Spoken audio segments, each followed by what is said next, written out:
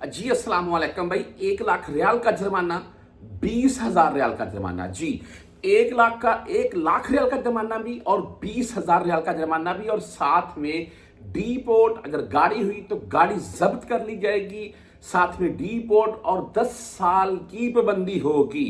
ये भी साथ में वासिया कर दिया गया है कि 10 साल की पाबंदी होगी। ठीक है जी।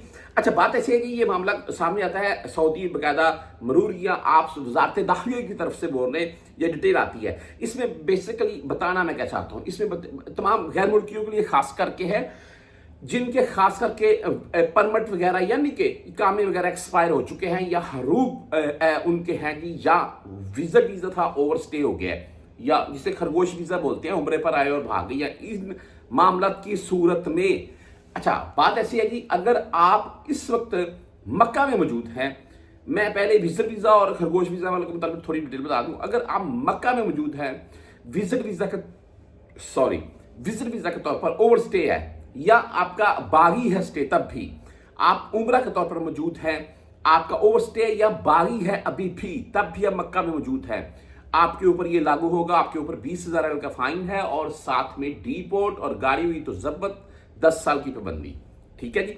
उसके बाद कोई भी ऐसा बंदा जो किसी भी शहर से या मक्का से खुद बगैर परमिट के हज की कोशिश करेगा, 20,000 रियाल का फाइन होगा।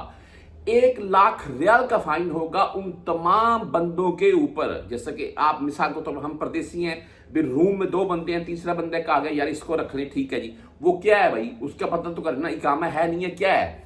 देखिए, ऐसा कोई भी आप मामला करते हैं, अगर रहाइश देते हैं ऐसे बंदों को जिनका ओवर स्टे वाला मामला है, या उनको कोई किसी किस्म की सिम निकाल कर देते हैं, अपने नाम से उनको दे देते हैं, इस्तेमाल कर ले, या उनको गाड़ी की सहूलत आप देते हैं, या उनको मक्का में रहाइश देते हैं, या उनको गाड़ी में बिठाकर हज के लिए लेकर जाते हैं, इन सूरतों में आपके ऊपर 1 लाख रियाल का जुर्माना होगा। यानी कि उस बंदे के ऊपर तो 20,000 रियाल का फाइन है, उसकी गाड़ी हुई तो जब्त है, 10 साल की पाबंदी है। लेकिन अगर आप ऐसे बंदे को कोई भी किसी किस्म की सहूलत देंगे, उसकी मद में 1 लाख रियाल जुर्माना आप भुगतेंगे, और साथ में आपकी गाड़ी भी जब्त होगी, और आपको डीपोर्ट करके 10 साल के लिए बैन किया जाएगा जी। ये सऊदी अरबिया में। और तमाम दोस्तों, तमाम परदेसियों, खासकर गैर मुल्कियों से रिक्वेस्ट ये है कि आपके नजदीक तरीन या आपके रूम में खास करके कोई ऐसा बंदा है जो इलीगल है, खास करके विजिट ओवर स्टे, उम्रा ओवर स्टे वाला, तो भाई उससे माजरत कर लें और उससे पीछे हट जाएं या उसको निकाल दें,